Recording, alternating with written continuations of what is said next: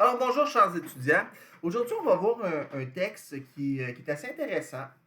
C'est un texte qui est un chapitre de livre, qui s'appelle Anthropologie sexuelle d'un auteur philosophe qui s'appelle Guy Durand, qui est un spécialiste de la bioéthique et plus généralement de la relation au corps.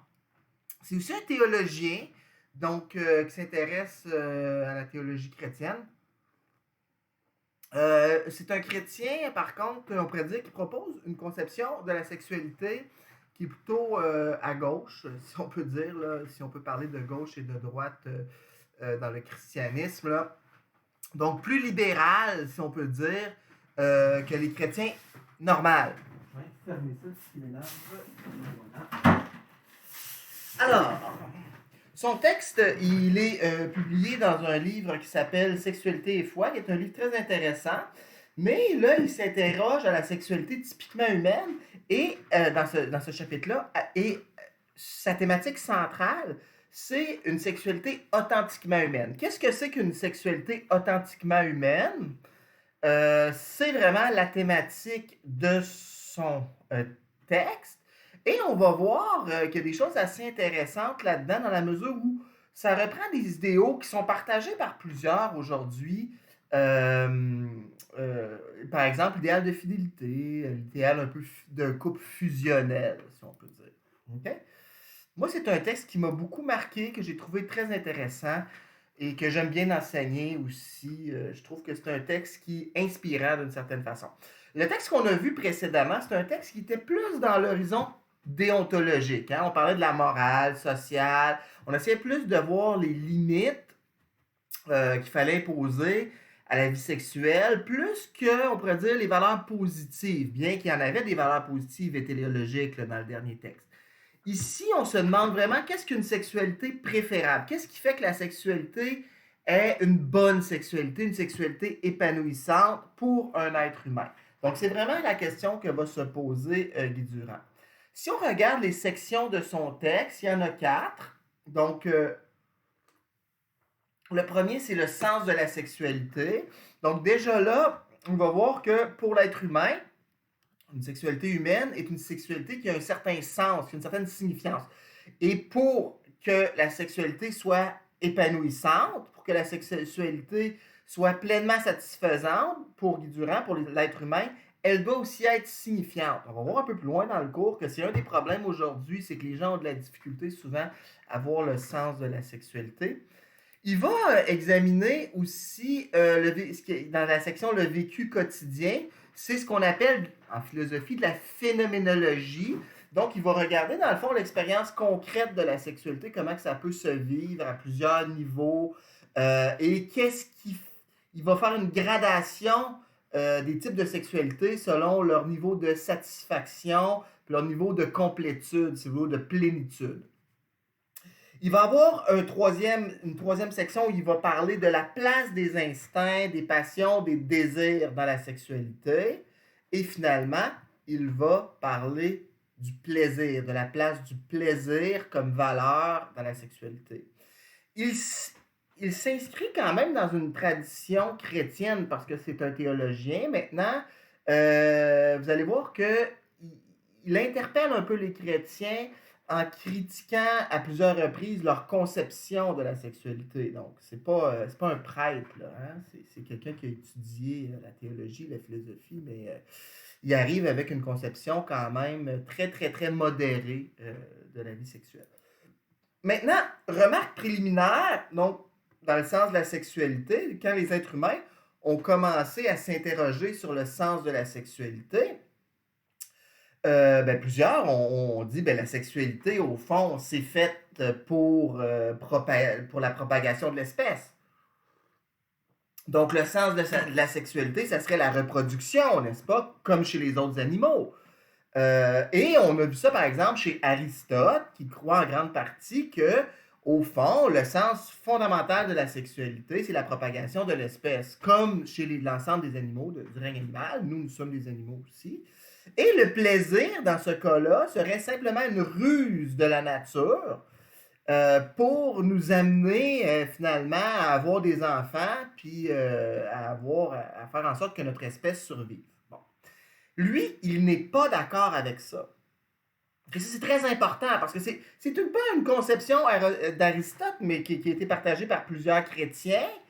Et lui, il n'est pas d'accord avec ça. Il faut bien comprendre ça. Il va critiquer cette conception-là et il va, au fond, proposer une conception beaucoup plus intéressante de la sexualité.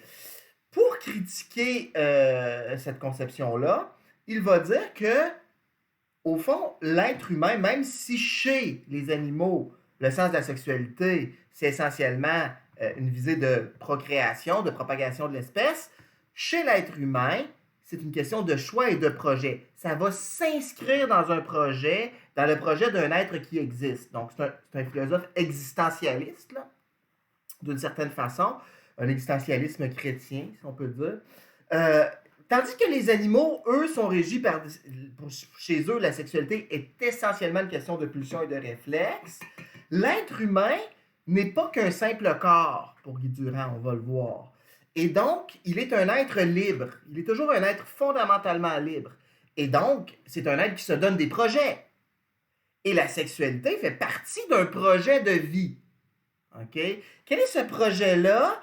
Si chez les animaux, la sexualité est une question de pulsion, de réflexe et de procréation, chez l'être humain, elle ne se résume pas à ça. Ça ne veut pas dire qu'on n'est pas des animaux. Ça veut simplement dire que le sens de la sexualité va se trouver ailleurs. Et lui va dire dans la conjugalité, c'est-à-dire dans le couple, dans la formation d'un nous, dans la relation, on va appeler ça la relationnalité, dans un rapport à l'autre, qui est de l'ordre de l'amour. Ouais, c'est très intéressant déjà, cette question-là, de dire que chez l'être humain, c'est un projet conjugal essentiellement, donc vous pouvez vous imaginer que ça va impliquer la fidélité. Autre élément qui va amener, il va faire une distinction entre la génitalité et la sexualité. La sexualité pour l'être humain, c'est un tout, tandis que la génitalité serait simplement une partie. Une partie de la sexualité qui serait bien sûr liée possiblement à la procréation et au plaisir, à l'orgasme par exemple, tandis que la sexualité serait liée, comme on l'a vu dans les cours précédents, à l'identité personnelle, donc à une façon d'être et à un genre. Donc, être homme, être femme, c'est une construction, c'est la construction d'un genre dans la société. Et donc, l'être humain, lorsqu'il va entrer dans un projet conjugal, dans un rapport à l'autre, qui est un rapport d'intimité dans la sexualité, il va définir à travers ça son identité. Okay? Et c'est un élément qu'on va beaucoup voir dans ce cours. C'est-à-dire que quand on réfléchit sur le lien entre les valeurs et la sexualité, on est toujours amené un petit peu à la question de l'identité personnelle. Qui sommes-nous, etc. C'est quoi la sexualité humaine? Sa définition de la sexualité humaine, elle est, à première vue, extrêmement étrange, si on peut dire. Donc, je vous donne sa définition ou une partie de sa définition. Vous pourrez la retrouver dans le texte. La sexualité est une force de rencontre, un dynamisme d'ouverture, de communion et de créativité. Quand on voit cette définition-là, on dit que c'est une définition étrange dans le sens où c'est pas une définition très conventionnelle. Qu'est-ce qu'il veut dire par là, Guy Durand? C'est qu'il va insister sur la sexualité comme une pulsion, l'attirance entre deux personnes. Et il va dire que cette pulsion-là, cette force de rencontre, cette force d'attirance-là, parce que quand il y a de sexualité, il y a nécessairement attirance, n'est-ce pas? Elle va impliquer un dynamisme d'ouverture, donc d'ouverture à l'autre, de communion et de créativité. Créativité à deux, créativité de l'identité. Il va, tout au long de son texte, dans le fond, développer cette définition-là de la sexualité humaine. Et il va montrer en quoi qu'est-ce que c'est qu'une sexualité humaine authentique à travers de l'explication de cette définition-là.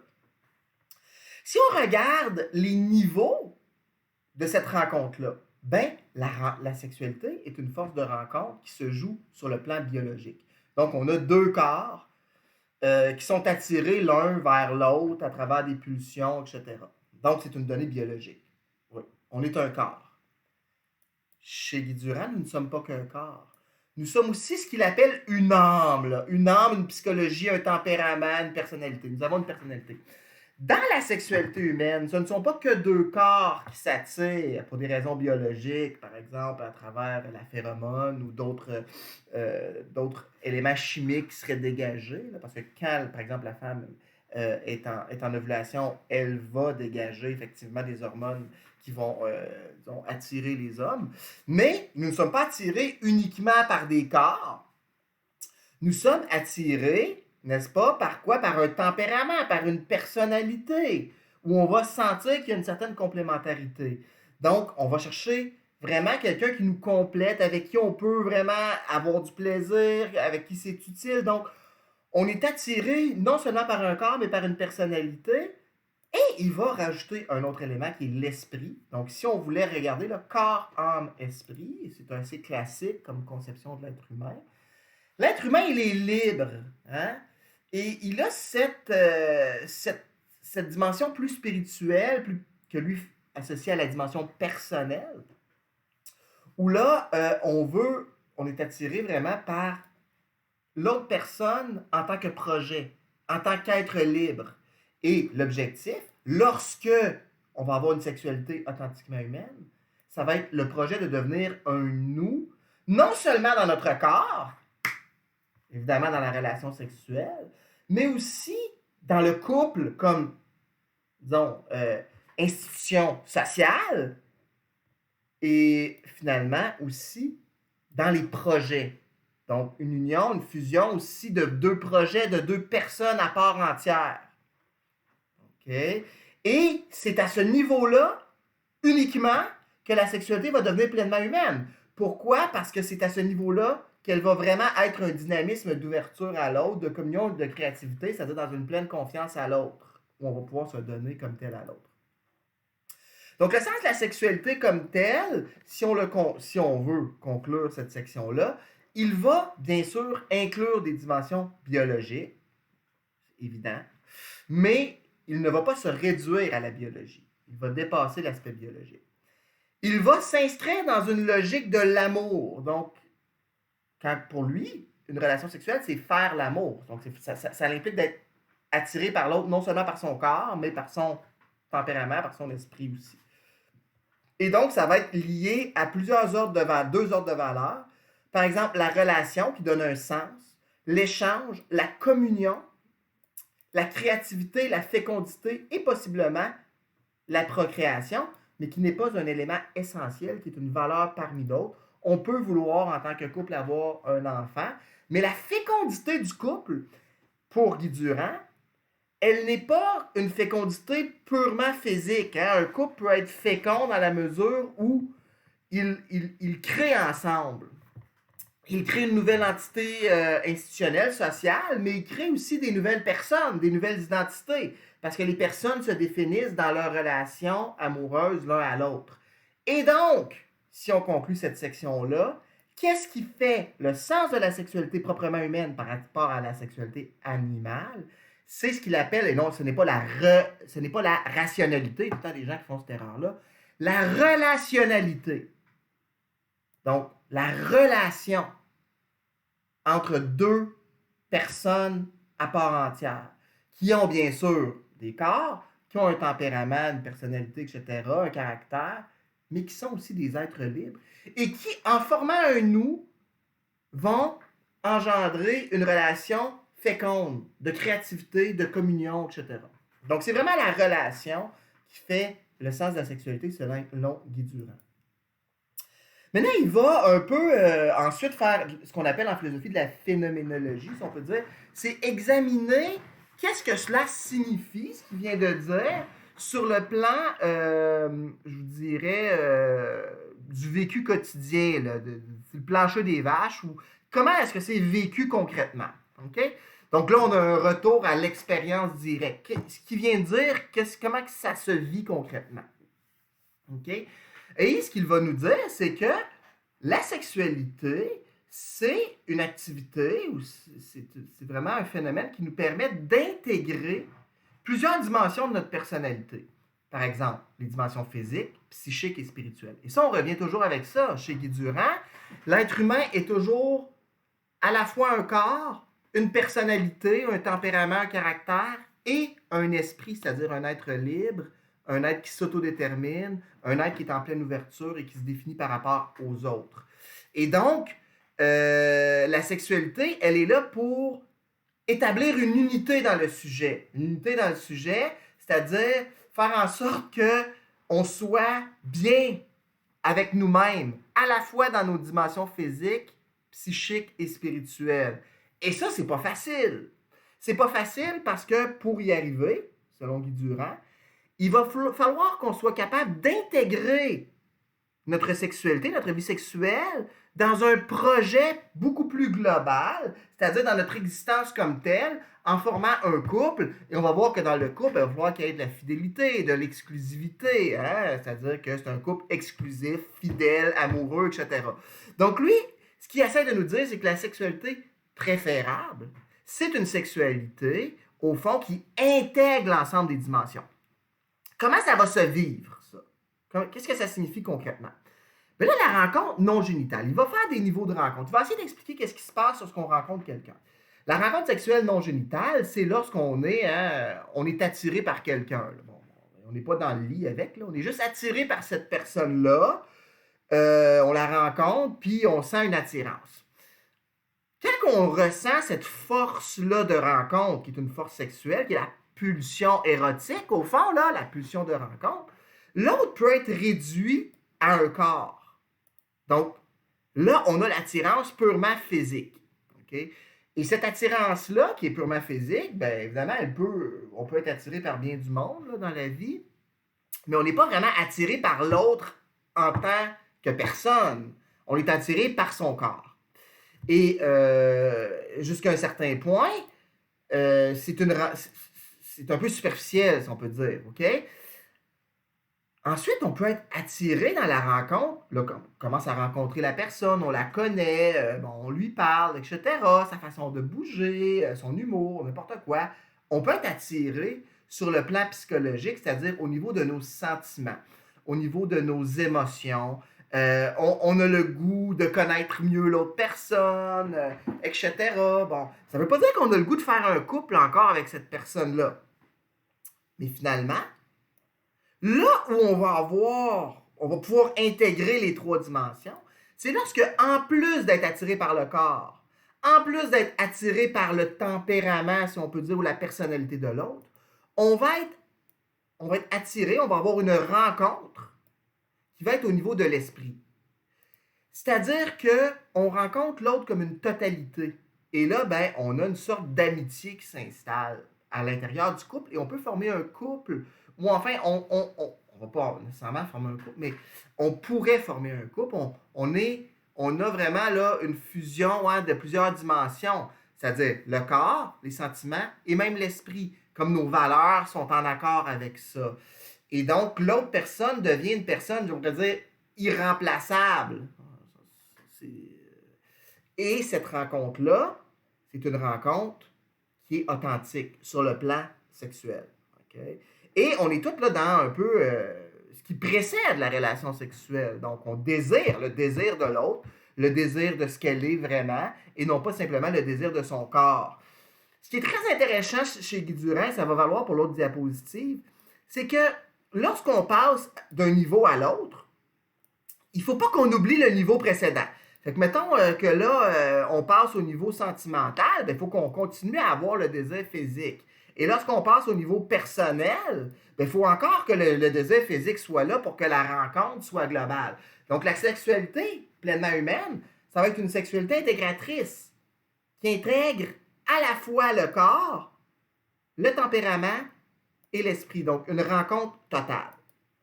Maintenant, la sexualité n'est pas que prégénitale, c'est pas juste la force de rencontre. Il y a une relation sexuelle. Là. Bon. La relation sexuelle, c'est un peu la même chose. Okay? Mais là, il va regarder plus la relation sexuelle elle-même, là, le coït, la relation elle-même, là, bon, où il y a génitalité. Relation sexuelle complète. Il y a encore des niveaux qui reprennent encore les mêmes niveaux. C'est-à-dire qu'on pourrait avoir une relation sexuelle qui serait de l'ordre de la pure prostitution, de la pure pornographie. C'est-à-dire qu'on est attiré par le corps uniquement de l'autre, puis on a une relation sexuelle uniquement avec le corps. Donc, on est beaucoup dans l'apparence. Là.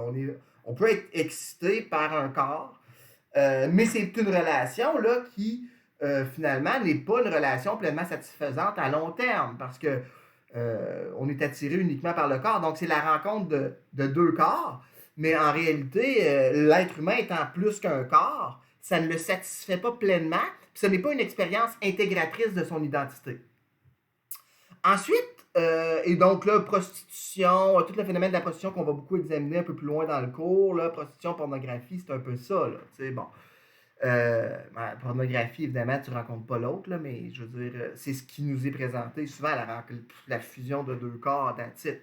Rencontre érotique, là, on a une plus grande ouverture à l'autre, c'est-à-dire qu'il y a de l'érotisme. Il y a une rencontre de l'autre qui est plus érotique, c'est-à-dire qu'on stimule le désir de l'autre, on est plus ouvert à l'autre, on n'est pas dans une perspective purement égocentrique, là, mais on est encore beaucoup lié au corps, là, okay, à la jouissance des corps. Lorsqu'on passe au niveau 3, là, on rentre dans des moments de tendresse, donc on commence à avoir des sentiments pour l'autre. Hein? Il y a des sentiments, il y a une dimension affective qui se surajoute à la dimension, à la rencontre sexuelle des corps. Okay?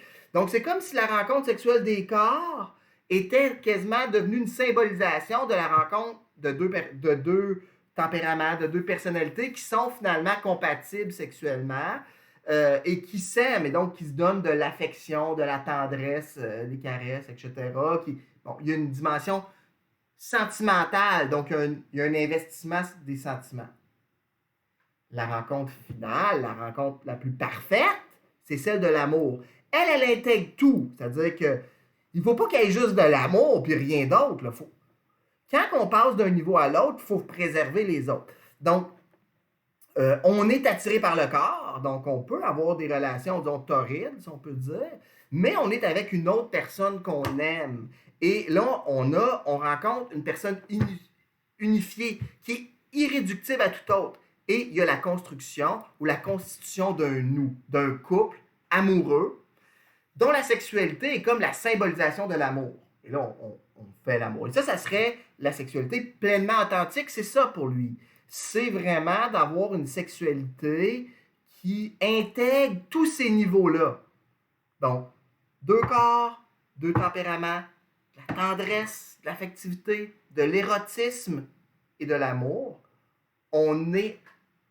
La rencontre sexuelle est la rencontre de deux projets, de deux personnes qui s'aiment. Okay? Et ça serait l'idéal pour lui. Okay? Ça ne sera pas facile à conserver dans la vie. Pourquoi ça ne sera pas facile? Parce que on va avoir des tentations, etc. On va y arriver quand on va parler du désir et du plaisir. Donc, la sexualité authentiquement humaine, résumé de cette section-là, par rapport à ça, c'est qu'il faut toujours tendre vers le dernier niveau, ce qui signifie que pour lui, une sexualité authentiquement humaine, qui est, disons, la sexualité préférable, la plus satisfaisante, la plus épanouissante, c'est une sexualité qui va intégrer l'ensemble des niveaux. Donc, où il y a de l'amour, il y a de l'amitié, préalablement, là, dans la relation prégénitale, il y a de l'amitié, il y a un couple qui s'est formé, qui est complémentaire, puis il y a une attirance des corps. Ça, c'est préalable. Et après, dans la relation sexuelle, quand on va, dans le fond, transférer cet amour-là dans une relation sexuelle où il va y avoir de l'amour, de la tendresse, de l'érotisme et aussi, bien évidemment, du plaisir, de la rencontre des corps, une sexualité torride et passionnée. On va y arriver. Lui, il croit que la passion, le désir, etc., c'est essentiel. S'il n'y a plus ça, il n'y a plus rien. Ça signifie qu'il ne faut pas, quand on arrive au niveau de l'amour, de ne plus avoir de désir. Et ça peut arriver à des couples. Là. Ils finissent par s'aimer, mais ils ne se désirent plus. Mais là, à un moment donné, c'est parce que, il manque une dimension. Donc là, la sexualité ne peut pas jouer son rôle correctement. Parce qu'une sexualité qui jouerait son rôle correctement dans la formation identitaire, ça serait une sexualité intégratrice, c'est-à-dire qui intégrait le corps, le tempérament et l'esprit, la liberté. Donc, la sexualité authentiquement humaine, elle se joue au niveau intégrateur, le dernier niveau, de l'amour et de l'amitié, là, dépendamment si c'est génital ou prégénital. Cette relation-là, on l'aura compris, elle va impliquer bien sûr de la fidélité, de l'exclusivité, possiblement de la procréation et bien sûr de la sociabilité. Sociabilité, ça veut dire on forme un couple qui partage des choses, qui vivent ensemble, qui ont des projets communs, possiblement qui ont des enfants. La procréation n'est pas nécessaire pour Guy Durand, pas du tout, elle n'est pas nécessaire, mais elle peut parfois être comme un surplus ou attester de la fécondité du couple. Mais la fécondité du couple, elle est une fécondité plus spirituelle que physique. En tout cas, elle n'est pas que physique. Elle va impliquer aussi, bien sûr, une fidélité absolue et totale, ce qui va impliquer, bien sûr, une sorte de modération, d'ascèse, de contrôle de soi. On va y arriver. Et donc, qu'est-ce qui arrive dans cette rencontre sexuelle-là? C'est que le projet de l'un devient le projet de l'autre. Et donc, c'est intégré dans l'histoire des deux personnes. Donc, on a vraiment un couple et la sexualité de l'un, donc la satisfaction de l'autre, de l'un par l'autre et de l'autre par l'un, devient un projet commun. Et donc, on ne peut pas être dans une perspective égocentrique dans ce temps-là. C'est-à-dire qu'il faut se soucier de la satisfaction de l'autre autant que de sa propre satisfaction. Et on doit s'assurer d'une véritable rencontre qui implique de la tendresse, de l'érotisme et bien sûr du plaisir, si possible. Bon. On y arrive d'ailleurs au plaisir en parlant de l'instinct. Les deux autres sections du texte sont juste des enjeux, c'est-à-dire que si on a compris, si vous avez compris jusqu'ici, vous avez compris l'essentiel de son propos, là. Maintenant, par rapport aux instincts, désirs, passions, vous savez peut-être que les chrétiens, de façon générale, voyaient ça comme le mal. On va le voir là, quand on va voir l'histoire, le mal, Satan, etc. Là, bon, la nature. Bon. Tandis que pour Guy Durand, c'est quelque chose qui est essentiel en sexualité. Donc, les instincts, les passions, les désirs, c'est comme la passion, c'est être affecté, être pris, subir une action. Comme quand on désire quelqu'un, on n'est pas en plein contrôle, on subit cette attirance-là d'une certaine façon. Donc, on est passionné par l'autre. C'est ça que ça veut dire passion. Hein? Passion s'oppose à action. Sauf que si on veut intégrer la sexualité dans un projet de couple, dans la conjugalité, dans la relationnalité, comme il l'a dit, il faut qu'il y ait un certain contrôle du désir par la raison. C'est-à-dire qu'on ne doit pas laisser complètement libre cours à tous nos désirs. L'important, c'est de ne pas supprimer les désirs et les passions, mais de les intégrer au sujet. C'est-à-dire de les intégrer à un projet collectif de couple. Pour ça, il faut être compatible. Hein? On l'a vu, c'est le deuxième niveau, c'est la compatibilité, la complémentarité dans le couple. Et c'est pas incompatible avec l'ardeur. C'est-à-dire que pour Guy Durand, et bon, il fait partie d'une longue tradition qui part de Platon en passant par Descartes, tous les rationalistes n'ont jamais dit, en tout cas, la plupart n'ont pas dit qu'il fallait éteindre la passion. Sauf les stoïciens, là, mais de façon générale, il ne faut pas éteindre la passion. Les chrétiens disaient qu'il fallait éteindre la passion. Et lui, là, il les critique, les chrétiens, en tout cas les chrétiens un petit peu plus conservateurs, en disant il ne faut pas éteindre la passion. Il faut que la passion reste vive, mais qu'elle soit intégrée dans une sexualité typiquement humaine, donc relationnelle. Et c'est ce qui fait qu'on peut avoir une satisfaction globale qui implique à la fois le corps et la spiritualité. Et là, la sexualité devient à la fois quelque chose de très physique, très animal et de très spirituel, voire de sacré à l'intérieur du couple. Donc, ça l'intègre l'humanité comme un tout. Mais pour ça, il faut qu'on soit fidèle. Donc, à un moment donné, des fois, il faut limiter, il faut... bon. Donc, l'énergie, le désir, c'est une force dynamique. On a besoin du désir dans un couple. C'est un couple qui ne se désire plus du tout. Il y a un problème. C'est un problème. Pourquoi qu'il arrive ce problème? Ça arrive beaucoup, la crise du désir dans les couples, mais c'est un problème pour un couple. Parce que même s'ils s'aiment encore, ou ils s'aiment comme amis, s'il n'y a plus de désir, la sexualité ne peut pas jouer son rôle intégratrice comme tel. OK? Et comme il y a plusieurs désirs, il faut limiter chacun des désirs. Et ça, on appelle ça la modération. Hein? C'est-à-dire que chacun des désirs a une place dans la vie, mais il ne faut pas donner trop de place à un désir, pas trop de place au désir sexuel non plus. Okay? Donc, la pluralité des désirs doivent être intégrés. Ça, c'est très platonicien là, pour l'histoire, petite histoire de la pensée. C'est Platon, là, carrément. Là, hein? Intégrer les désirs dans un tout, le tout de l'âme, sous le contrôle de la raison. Ceux qui ont vu Platon dans leur premier cours, c'est du Platon, là. Bon. Du Platon, du Descartes aussi. Descartes disait à peu près la même chose. La logique des désirs, les désirs, ils sont un peu étrangers à la raison, n'est-ce pas? Donc, il faut quand même les réguler. Il ne faut pas les laisser complètement à libre cours. Et ça, c'est vrai pour tout, là, pour la drogue, pour l'alcool, pour la nourriture, même pour des choses qui donnent du plaisir, qui ne sont pas nécessairement mauvaises. Le sport, moi, j'aime beaucoup faire du sport, mais là, il faut que je travaille aussi. Hein? Donc, c'est comme, je ne peux pas faire toujours du ski, là, même si les conditions sont superbes présentement. Là. Bon. Et c'est la même chose pour le désir sexuel. Il va dire aussi que dans nos sociétés, il fait un petit commentaire, mais ça, on va souvent revenir. Lorsqu'on satisfait trop facilement toujours nos désirs, ben ça, sans les réguler et les contrôler, premièrement, ça va diminuer le plaisir suscité par la satisfaction du désir, parce qu'il va toujours être comblé. Puis ça va aussi détruire la sexualité. C'est aussitôt qu'on... Je sais pas, moi, on est dans un couple, mais là, on a un désir pour quelqu'un d'autre, puis tout de suite, on va avec l'autre personne. Ben, vraiment, ça peut détruire des relations amicales, mais aussi, à un moment donné, si c'est le plaisir qui est recherché, ben, c'est une mauvaise voie pour trouver le plaisir, selon Guy Durand.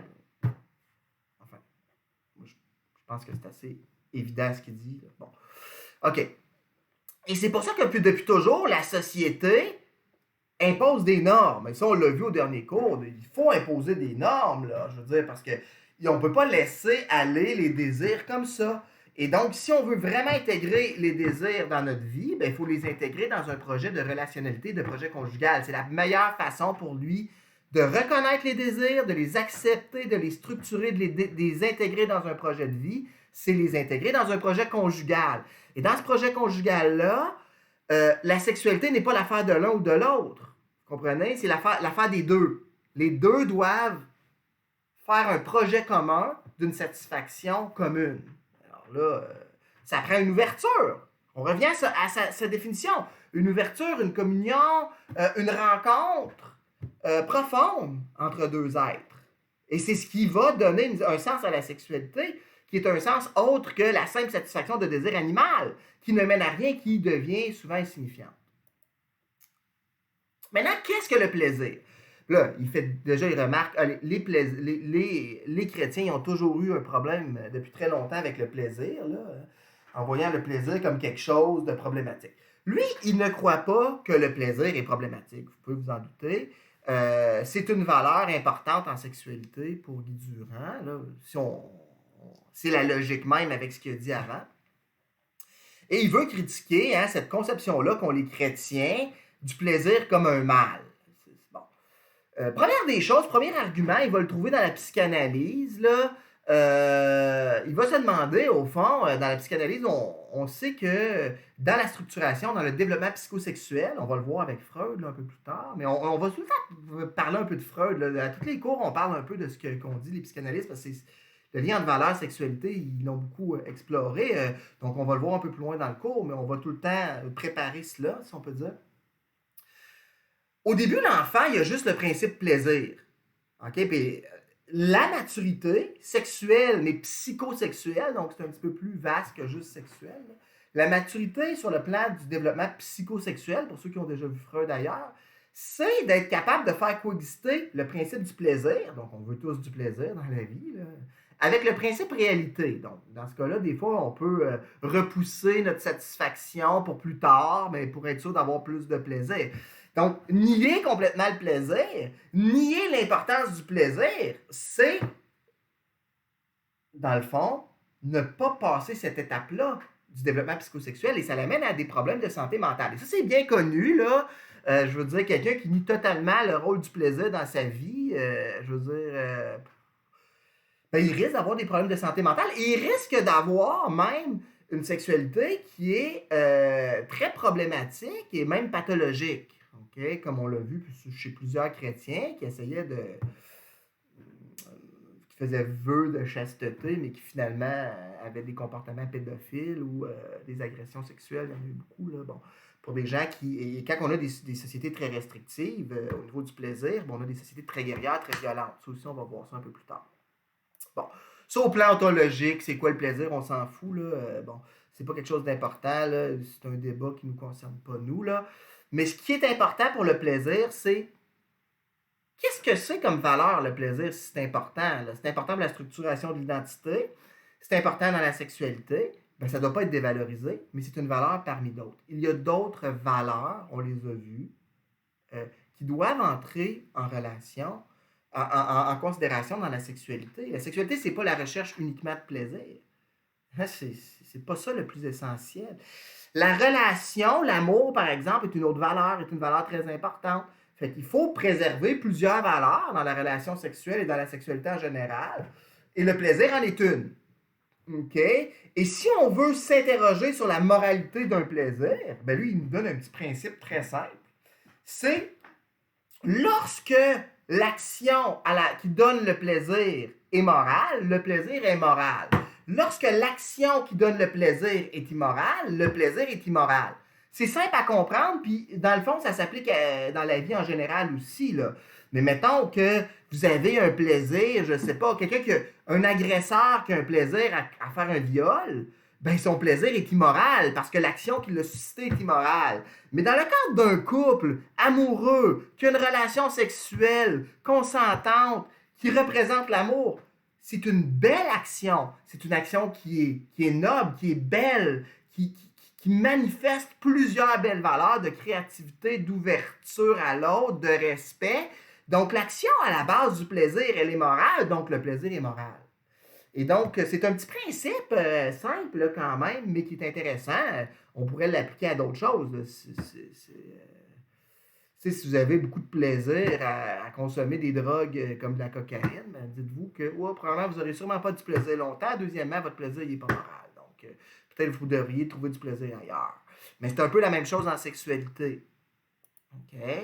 Conclusion, ben là, on va conclure le texte. Donc, la conclusion de son texte, là, qui est très cohérent, hein, on l'a vu, c'est que la sexualité, premièrement, elle se rapporte à l'humain comme un tout, c'est-à-dire un corps, un tempérament, une personne. Et c'est une force de rencontre, de communion, d'ouverture, de créativité qui va toucher à la fois le corps, le tempérament et l'esprit, les personnes eux-mêmes. Donc, les personnes dans un projet commun, dans un couple, l'ouverture totale à l'autre personne, les tempéraments dans la création aussi là, d'unité sociale d'un couple, de personnes qui s'entraident dans la vie, qui s'aiment dans la vie, qui aiment être ensemble, qui aiment partager du temps ensemble, qui sont compatibles, qui sont complémentaires.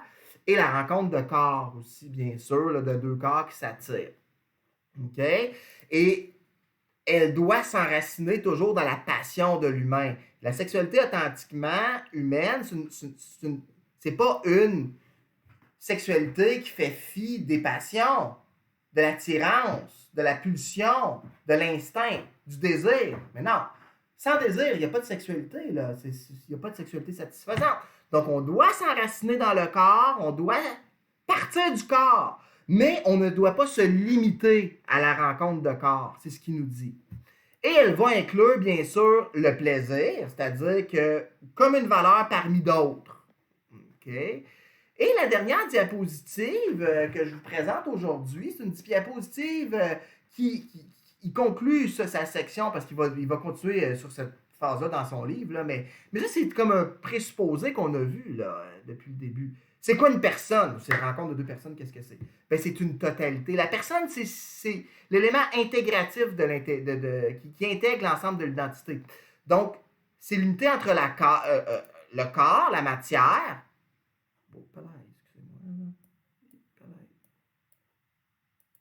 Okay. L'unité entre la matière,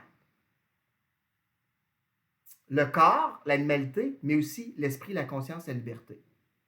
Donc, la personne, elle est un tout. Et dans la sexualité, c'est la rencontre de deux personnes, donc de deux totalités, et pas juste d'une partie. Si c'est juste deux corps qui se rencontrent, c'est juste une partie. Et là, c'est pas une sexualité authentique et authentiquement humaine. OK? Elle est aussi relation. Ce que ça veut dire par là, c'est qu'elle va se définir par rapport à l'autre. Et c'est pour ça que la sexualité est une part importante de la définition de l'identité. Parce que dans le couple, le couple, c'est la relation intégrative de toutes les autres relations. Là. Donc, c'est dans le couple que l'identité se définit en grande partie, disons, l'un par rapport à l'autre. C'est comme une amitié, mais une amitié qui implique, parce que dans les amitiés aussi, là, c'est une relation, on se définit par rapport à nos relations avec nos amis en grande partie. On est des êtres sociaux, des êtres relationnels. Mais dans la relation de couple qui implique la sexualité, on se définit par une relation qui est beaucoup plus englobante. Donc, on ne peut pas dire qu'une relation de couple amoureux, c'est une relation comme les autres. C'est une relation, non, qui est pas comme les autres, précisément. Et c'est pour ça qu'elle devrait impliquer la fidélité et l'exclusivité selon Guy Durand. Okay? La personne se définit aussi par son histoire. Donc, c'est pour ça que pour Guy Durand, lorsqu'on a une relation sexuelle, ça vient marquer notre histoire, donc ça vient marquer notre identité personnelle. Et ce qui est préférable, évidemment, c'est d'être fusionné aussi dans notre histoire. C'est-à-dire que c'est comme si la sexualité devient la symbolisation aussi d'une relation amoureuse qui se perpétue dans l'histoire, qui se construit dans l'histoire. Donc, l'histoire devient pour les deux personnes une histoire commune. C'est important. Et donc, la sexualité, elle a un pouvoir d'intégration de l'identité personnelle et la personne devient, au fond, à travers sa sexualité, elle peut devenir vraiment une totalité dans la raconte à l'autre. Et c'est seulement la relation de couple qui permet ça pour Guy Durand, d'une certaine façon, de devenir un tout, c'est-à-dire de rencontrer l'autre dans l'intimité de son corps, de son tempérament et de son projet. Et c'est pour ça que ce qui fait la sexualité typiquement humaine, c'est la relationnalité, c'est la relation à la base de la sexualité, qui doit être une relation qui intègre à la fois le corps, le tempérament, la psychologie et l'esprit, la liberté. J'espère que cette présentation vous a plu. Alors, à la prochaine. Bye bye.